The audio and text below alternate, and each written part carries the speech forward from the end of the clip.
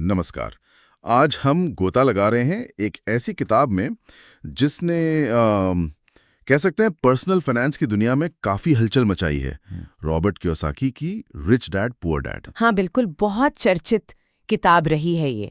तो हमारे पास ना इस किताब का विश्लेषण करने वाले कुछ स्रोत हैं और हमारा मकसद है आज की इस चर्चा से वो धन संबंधी सोच और वित्तीय ज्ञान के सबसे जरूरी और हाँ दिलचस्प पहलुओं को निकालना। बिल्कुल, सिर्फ वो बातें नहीं जो शायद सब जानते हैं, बल्कि वो गहरी बातें जो अक्सर छूट जाती हैं। सही।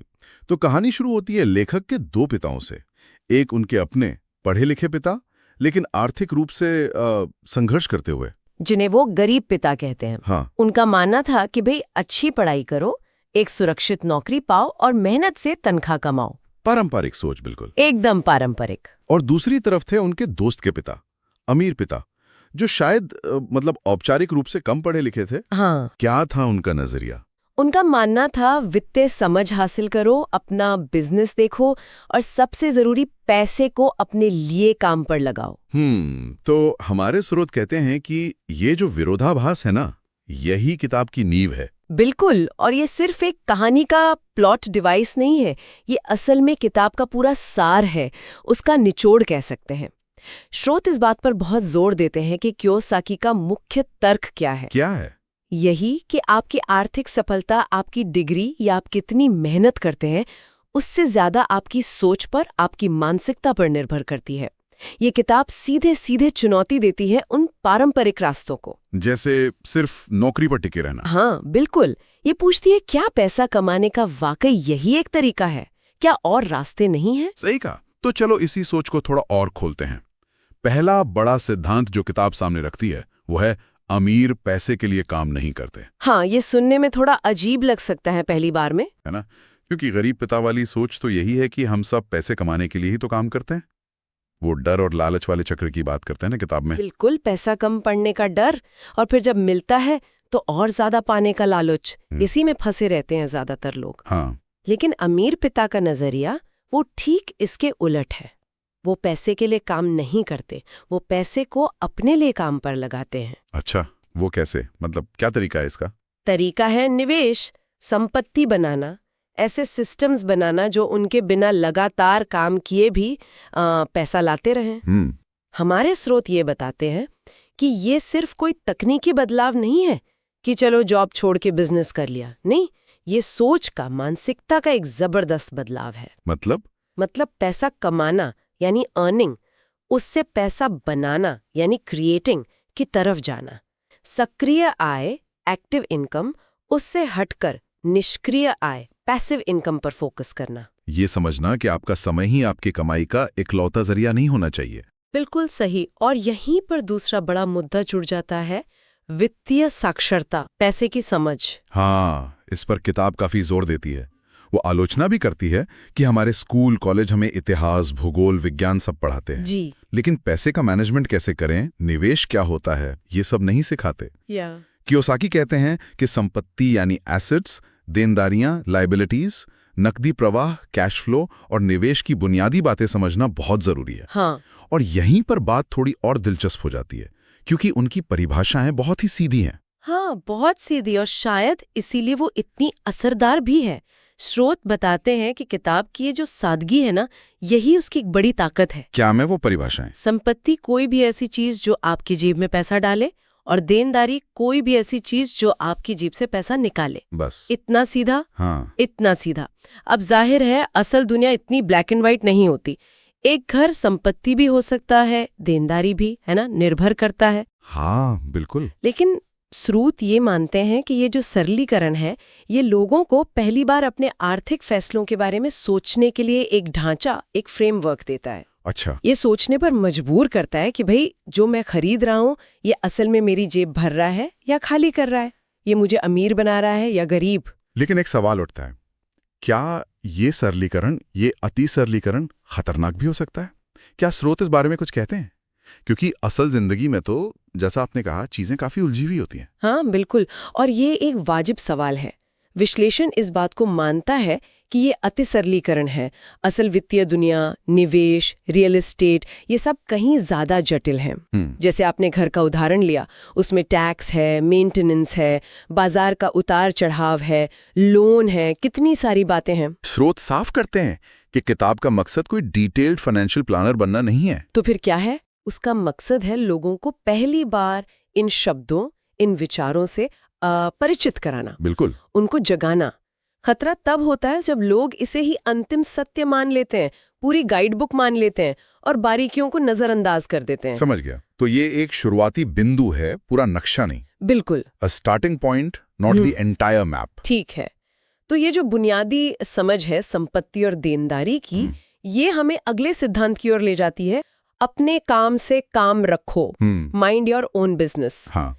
इसका मतलब ये तो नहीं कि भाई कल ही जाके अपनी नौकरी छोड़ दो, है ना? नहीं नहीं, बिल्कुल नहीं। कियोसाकी खुद भी ये नहीं कहते, बल्कि इसका मतलब है कि अपनी नौकरी से जो तनख्वाह आ रही है उस पर पूरी तरह निर्भर रहने के बजाय धीरे धीरे अपनी संपत्ति वाला कॉलम बनाना शुरू करो। अपनी संपत्ति वाला कॉलम मतलब ऐसी चीजें इकट्ठी करना शुरू करो जो निष्क्रिय आय, पैसिव इनकम पैदा करती हो। पैसिव इनकम यानी ऐसी आय जिसके लिए आपको लगातार रोज रोज सक्रिय रूप से काम न करना पड़े। बिल्कुल, स्रोत बताते हैं कि कियोसाकी का इशारा इसी तरफ है। उदाहरण के तौर पर मान लीजिए आपने कोई छोटा मोटा साइड बिजनेस शुरू कर दिया, या किराए पर देने के लिए कोई छोटी सी प्रॉपर्टी खरीद ली, या स्टॉक मार्केट म्यूचुअल फंड में निवेश करना शुरू कर दिया। और ये सब जुड़ता है फिर उस बड़े लक्ष्य से, वित्तीय स्वतंत्रता, फाइनेंशियल फ्रीडम। हाँ, मतलब सिर्फ सैलरी बढ़वाना लक्ष्य नहीं है, बल्कि लक्ष्य ये है कि आपकी संपत्तियों से इतनी आय आने लगे कि आपके रोजमर्रा के खर्चे पूरे हो जाएं और आपको रोज सुबह उठकर नौकरी पर जाने की मजबूरी ना रहे। यही है वो कर्मचारी वाली सोच से मालिक या निवेशक वाली सोच की तरफ का बड़ा कदम। इस पर थोड़ा और बताइए, ये सोच का फर्क कैसे काम करता है? देखिए, स्रोत इसे मानसिकता के बदलाव के तौर पर देखते हैं। कर्मचारी अक्सर सोचता है, मुझे अपनी तनख्वाह कैसे बढ़ानी है। Promotion, increment. आप सिर्फ अपना समय और मेहनत नहीं बेच रहे, आप एक तरह से एक इंजन बना रहे, एक मशीन बना रहे हैं जो आपके लिए पैसा कमाएगी।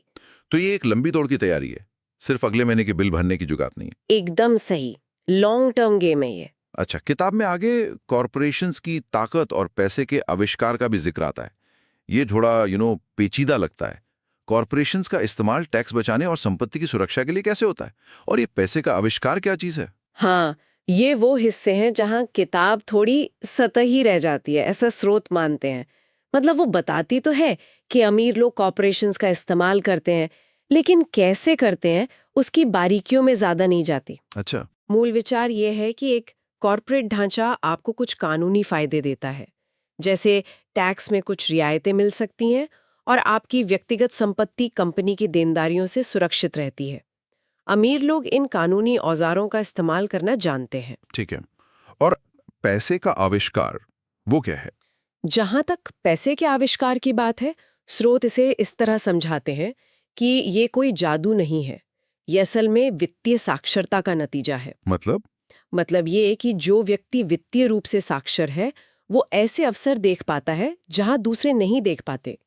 वो शायद किसी सौदे को इस तरह से स्ट्रक्चर कर ले कि बिना ज्यादा अपनी पूंजी लगाए भी मुनाफा कमा ले, या बाजार में कोई ऐसी जरूरत पहचान ले जिसे कोई और पूरा नहीं कर रहा और उस पे एक नया बिजनेस खड़ा कर दे। तो ये किस्मत का खेल नहीं है, बल्कि ज्ञान और नजरिए का खेल है। काफी हद तक स्रोत यही विश्लेषण करते हैं कि ये वित्तीय शिक्षा ही है जो आपको वैल्यू पहचानने की क्षमता देती है, चाहे वो कोई अंडरवैल्यूड प्रॉपर्टी हो, कोई नया बिजनेस आइडिया हो, या किसी मौजूदा सिस्टम को बेहतर बनाने का कोई तरीका।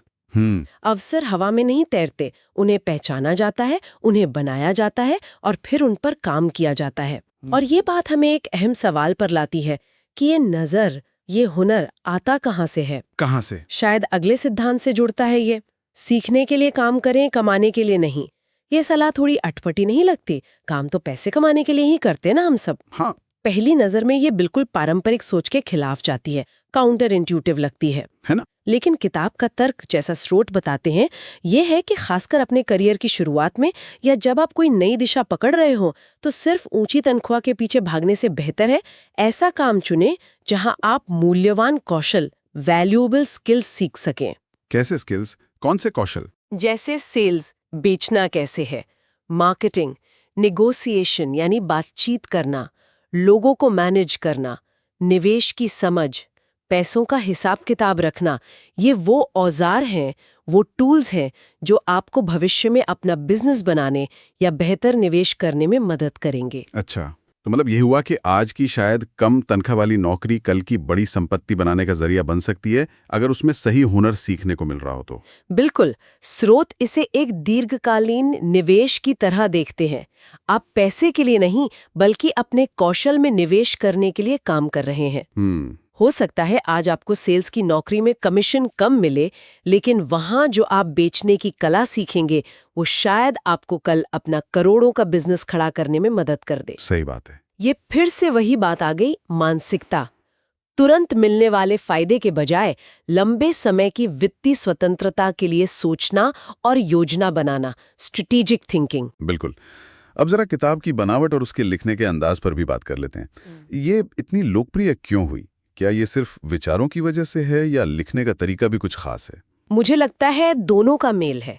स्रोत भी इस बात पर सहमत हैं कि कियोसाकी की जो शैली है, लिखने का अंदाज, वो बहुत सरल है, सीधा है, एकदम बातचीत वाला। हाँ, भारी भरकम फाइनेंशियल जार्गन नहीं है। बिल्कुल नहीं। वो कहानियों का सहारा लेते हैं, व्यक्तिगत अनुभवों का जिक्र करते हैं। वो अमीर पिता और गरीब पिता की जो कहानी है, वो लोगों को आसानी से जोड़ लेती है, रिलेटेबल लगती है। हाँ, वो तो है। इससे होता यह है कि जो फिनेंस जैसे मुश्किल लगने वाले विषय हैं, वो भी उन लोगों को समझ में आने लगते हैं जिनका शायद पहले फिनेंस से दूर दूर तक कोई वास्ता ना रहा हो।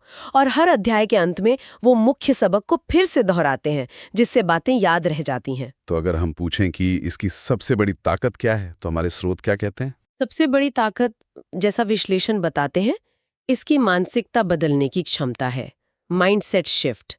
ये लोगों को पैसे के बारे में एक अलग तरह से सोचने पर मजबूर करती है। ये वित्तीय जागरूकता फैलाती है, खासकर उन समाजों में जहां पैसे के बारे में बात करना भी टैबू माना जाता है। इसका लहजा बहुत प्रेरक है, मोटिवेटिंग है। ये लोगों को अपनी आर्थिक स्थिति की जिम्मेदारी लेने के लिए उकसाती है। और वो कहानियां, और हाँ, वो अमीर पिता के किस्से, चाहे वो पूरी तरह सच हो या कुछ काल्पनिक हो, वो पाठकों को बांधे रखते हैं और सबक को यादगार बनाते हैं। लेकिन सिर्फ ताकतें तो नहीं होंगी, यकीनन कुछ कमजोरियां भी होंगी इस किताब में। आलोचना किस बात पर होती है? हाँ, बिल्कुल होती है। और एक संतुलित समझ के लिए कमजोरियों पर बात करना भी उतना ही जरूरी है। स्रोत कई बातों की ओर इशारा करते हैं। जैसे कि पहली और शायद सबसे बड़ी आलोचना ये है कि किताब दर्शन और मानसिकता पर तो बहुत जोर देती है, लेकिन ठोस कैसे करें वाली सलाह, मतलब स्टेप बाय स्टेप गाइडेंस, उसकी कमी है। अच्छा, मतलब मोटिवेशन तो मिलता है पर रास्ता साफ नहीं दिखता। हाँ, कुछ ऐसा ही। पाठक प्रेरित तो महसूस करता है, पर उसे अक्सर ये समझ नहीं आता कि भाई अब मैं अगला कदम क्या उठाऊं, कहाँ से शुरू करूं। और दूसरी, जैसा हमने पहले भी बात की, कई अवधारणाओं का अति सरलीकरण किया गया है।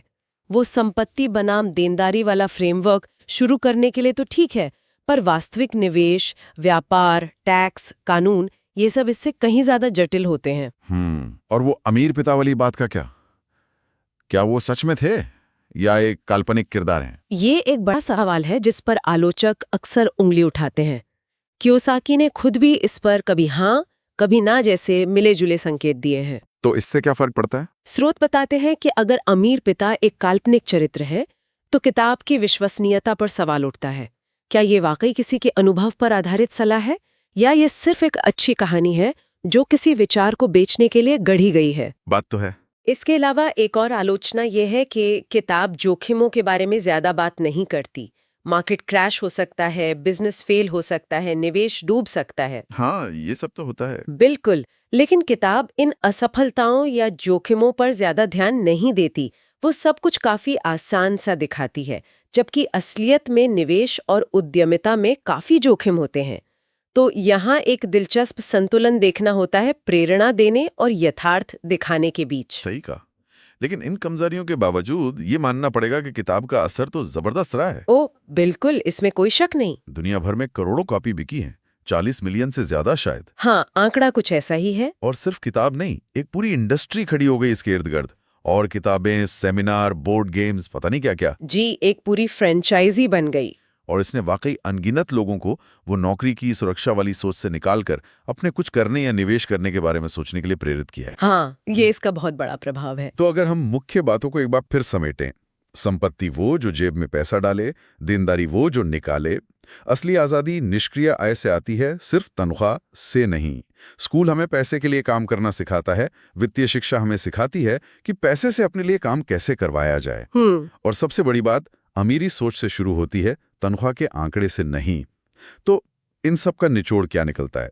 What's the bottom line? निचोड़ ये है, जैसा स्रोत विश्लेषण करते हैं, कि रिच डैड पुअर डैड एक तकनीकी फाइनेंस गाइड कम है और एक मानसिकता बदलने वाली, एक नजरिए को झकझोरने वाली किताब ज्यादा है। अच्छा। इसका सबसे बड़ा योगदान शायद ये है कि ये लोगों के पैसे को देखने का तरीका बदलती है। ये सवाल पूछने पर मजबूर करती है, क्या मैं वही भेड़चाल चल रहा हूं जो मुझे सिखाया गया है, या मैं अपने लिए, अपने भविष्य के लिए अलग तरह से सोच रहा हूं। ये उन लोगों के लिए बहुत शक्तिशाली शुरुआती बिंदु है जो पारंपरिक वित्तीय सलाह से आगे बढ़कर अपनी आर्थिक स्वतंत्रता हासिल करना चाहते हैं।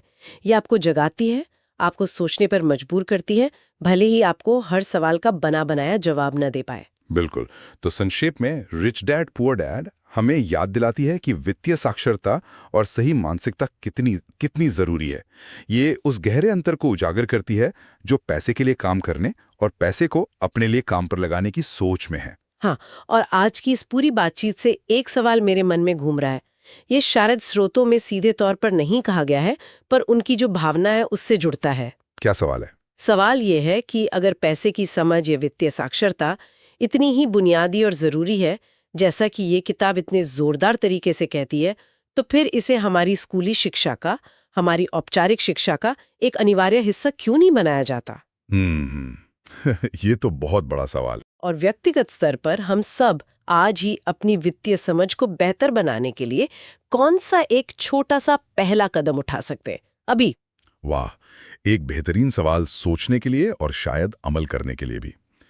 इसी विचार के साथ आज की ये गहरी पड़ताल यहीं समाप्त होती है। उम्मीद